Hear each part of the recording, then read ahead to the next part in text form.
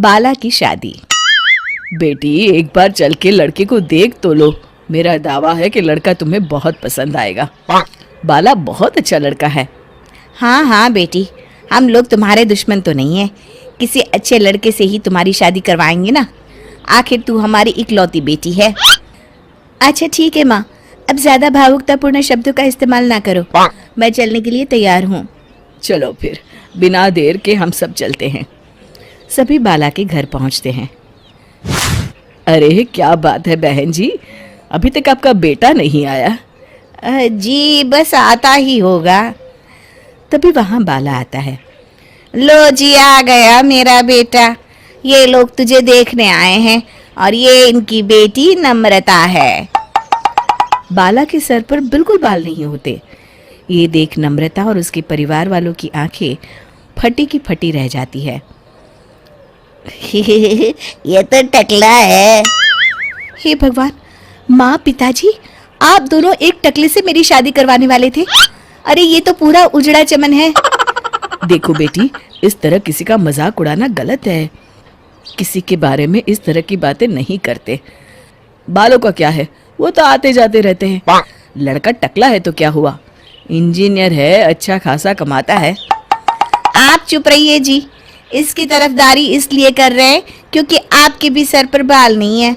मैंने तो आपसे शादी कर ली, मगर मैं अपनी बेटी की शादी एक टकले से बिल्कुल नहीं करवाऊंगी। अरे ये क्या, कब से आप लोगों ने टकला टकला लगा रखा है? और माफ करना, तुम भी कोई हूर की परी नहीं हो। तुम लोग मेरे घर में आकर मेरी ही बेइज्जती कर रहे हो, निकल जाओ यहाँ से। हाँ हाँ तो जा रहे हैं ना, हमें भी यहाँ रुकने का कोई शौक नहीं है। नम्रता और उसके परिवार वाले उठकर वहां से जाने लगते हैं।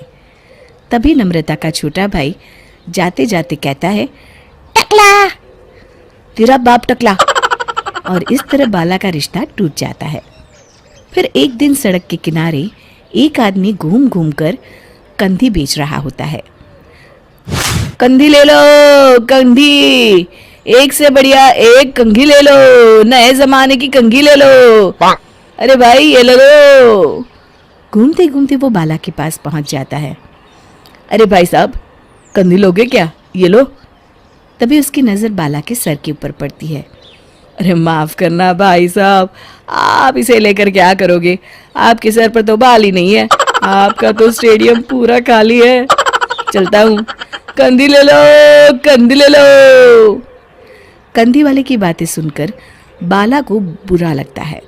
उस समय बाला को ऐसा महसूस होता है कि उसके लिए दुनिया में सबसे कीमती कोई चीज़ अगर है तो वो सिर्फ बाल है। बाला सड़क पर चलते हुए लोगों के बाल बड़े गौर से देखता है। चलते चलते बाला एक मंदिर के पास पहुंच जाता है। हे भगवान, तुमने ये मेरे साथ क्या किया? थोड़े से बाल अगर मुझे दे देते तो तुम्हारा क्या चला जाता? सारी दुनिया मेरा मजाक उड़ाती है। अरे भाई, आज पहला इंसान देख रहा हूँ जो मंदिर आकर भगवान से अपने लिए बाल मांग रहा है। बेटा, भगवान ने तुम्हें सब कुछ तो दिया है, अच्छी सेहत है, अच्छी नौकरी है, लगता है तुम्हारी तबीयत ठीक नहीं है। घर जाओ, सब ठीक हो जाएगा। बाला वहाँ से चला जाता है। घर पहुंचकर बाला खाना खाता है और अपने कमरे में सोने के लिए चला जाता है। फिर सुबह जब बाला सोकर उठता है तो आईने के सामने अपने आप को देखकर हैरान हो जाता है। बाला के सर पर एकदम घने बाल आ जाते हैं। बाला खुशी से झूम उठता है। अरे ये तो चमत्कार हो गया, मेरे सर पर बाल आ गए, लेकिन ये हुआ कैसे?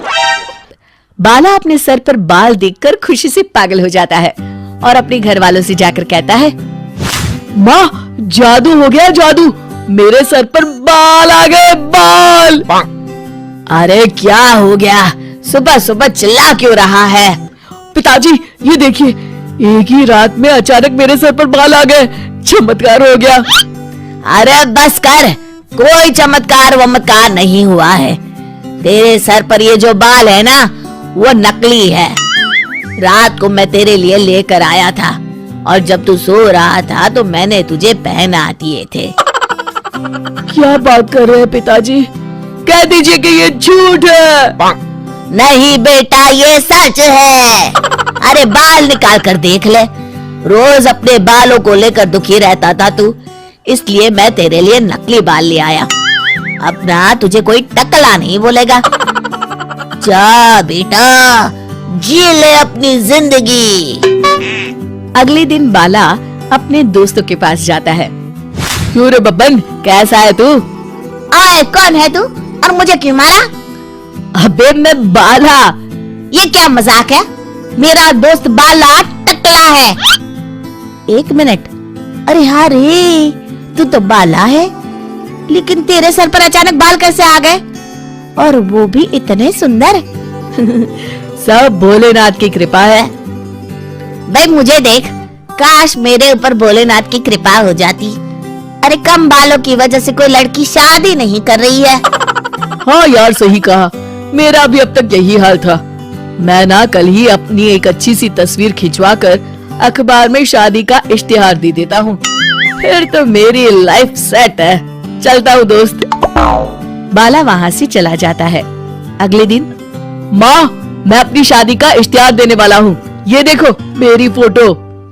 ये तो बहुत अच्छी है बेटा। लेकिन बेटा तेरे बाल तो नकली है, तू क्या झूठ बोलकर शादी करना चाहता है? ये तो गलत बात है। अरे पिताजी, क्या चाहते हैं आप कि मैं जिंदगी भर कुंवारा रहूं? एक बात बताइए, सच बोलकर कौन सी मेरी शादी हो गई? अब झूठ ही सही।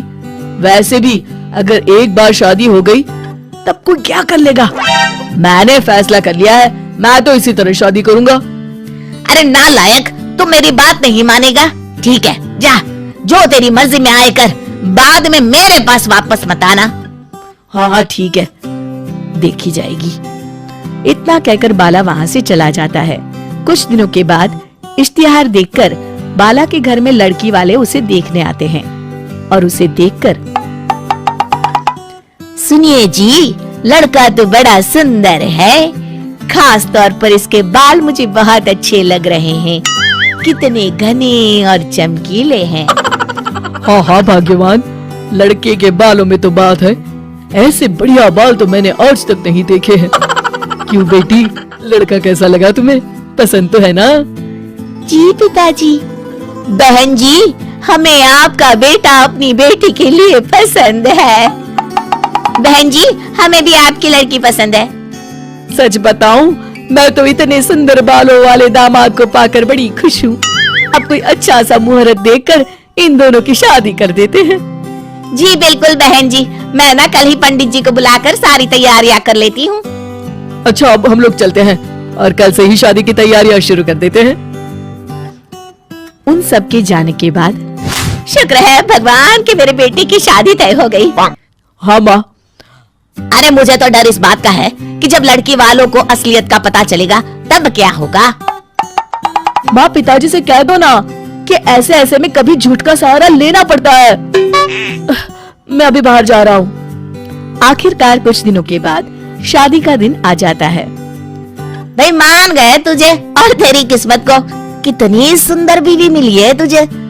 काश मेरे बाल भी तेरे जैसे होते तो मेरी भी किसी सुंदर लड़के से शादी हो जाती। अरे जब से देख रहा हूँ तो सिर्फ मेरे बालों को घूर रहा है। साले मेरे बालों को नजर लगाएगा क्या? चल भाग यहाँ से, जा जाके खाना देखो और निकल यहाँ से। बब्बन के जाते ही, जीजा जी, आप तो एकदम हीरो लगते हैं, आपके बाल ना चंकी पांडे जैसे हैं। अबे तुझे मैं चंकी पांडे लगता हूँ क्या? चल भाग यहाँ से। पता नहीं कहाँ कहाँ से आ जाते हैं।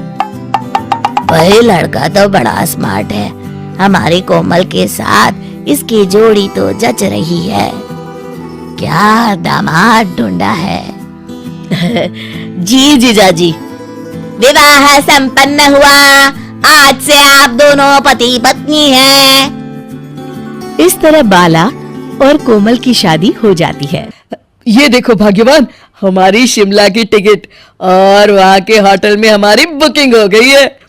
अब बस तुम तैयारी कर लो, अगले हफ्ते हमारी फ्लाइट है। आप कितने अच्छे हैं जी, लेकिन एक बात बताइए, इन सब में तो बहुत खर्चा हुआ होगा ना? अरे तुम खर्चे की चिंता क्यों करती हो? आखिर मैं तुम्हारे लिए ही तो कमा रहा हूँ। चलो जल्दी से मुझे नाश्ता दे दो, मुझे ऑफिस जाना है। आप बैठिए, मैं अभी लेकर आती हूँ। तभी बब्बन दरवाजे पर आकर बाला को आवाज देता है। अरे ओ बाला भाई, अरे ओ बाला, कहाँ है भाई, जरा बाहर तो आना। अरे बब्बन तू, बाला अपने कमरे में है, तू बैठ, बाला अभी आता होगा। बैठने का टाइम नहीं है आंटी, अब बाला को बुलाइए ना, जरूरी काम है। तभी बाला वहां आ जाता है। अरे बब्बन तू, इतने सवेरे सवेरे, बोल क्या काम है? और ये आदमी कौन है तेरे साथ? अभी बताता हूँ। देखिए डॉक्टर साहब, ये मेरा दोस्त है। मुझे ना मेरे सर पर इसकी तरह ही घने और सुंदर बाल चाहिए। मुझे इनके बालों को चेक करना पड़ेगा। हे भगवान, मर गया रे, अब क्या करूं? ये डॉक्टर का बच्चा मेरे बाल चेक करेगा तो सबको पता चल जाएगा कि मेरे बाल नकली है। अरे कमीने बब्बन, तेरा सत्यानाश हो। क्या हुआ बाला, क्या सोच रहा है? अरे बब्बन, तू भी बड़ा अजीब है। ये सब क्या बेकार के काम करते रहता है। देख, मुझे ऑफिस जाने में देर हो रही है। अरे इतनी भी क्या जल्दी है, बस डॉक्टर साहब अभी तेरे बाल चेक कर लेंगे। अरे आपकी इतनी सुंदर बाल हैं, इन्हें चेक करने दीजिए ना। मर गया रे, ये भी यहाँ आ गई, अब तो मैं गया काम से। नहीं नहीं, मुझे अपने बाल नहीं चेक करवाने, तुम जाओ अपने कमरे में।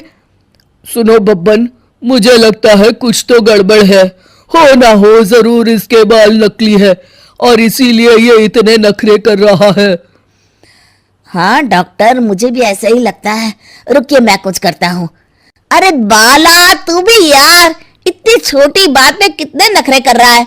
ला, डॉक्टर साहब को अपने बाल दिखा। अरे नहीं नहीं। अरे बस कर, क्या लड़कियों की तरह नखरे कर रहा है। आइए आइए डॉक्टर साहब। अरे नहीं नहीं, दूर हट, खबरदार, अगर किसी ने मेरे बालों को हाथ लगाया है। अरे ये तो हद हो गई, आप सच में बहुत नौटंकी कर रहे हैं। अब तो मुझे सच जानना ही है। बब्बन बाला को पीछे से पकड़ लेता है।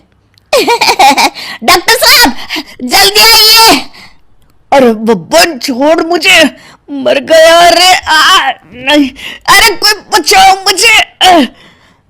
डॉक्टर बाला के बाल पकड़कर खींच लेता है और बाला के नकली बाल डॉक्टर के हाथों में आ जाते हैं।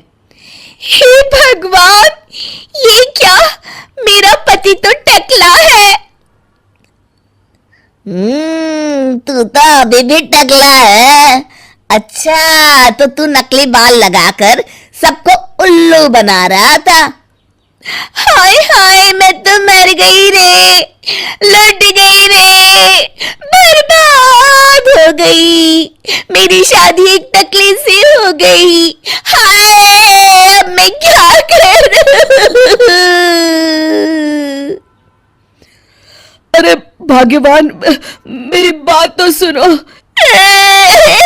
कुछ नहीं सुन रहा मुझे।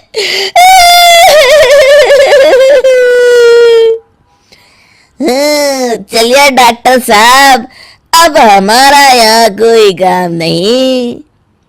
बब्बन वहां से चला जाता है।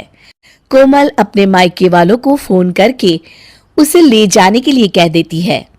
अगले दिन कोमल के माता पिता उसे ले जाने आ जाते हैं।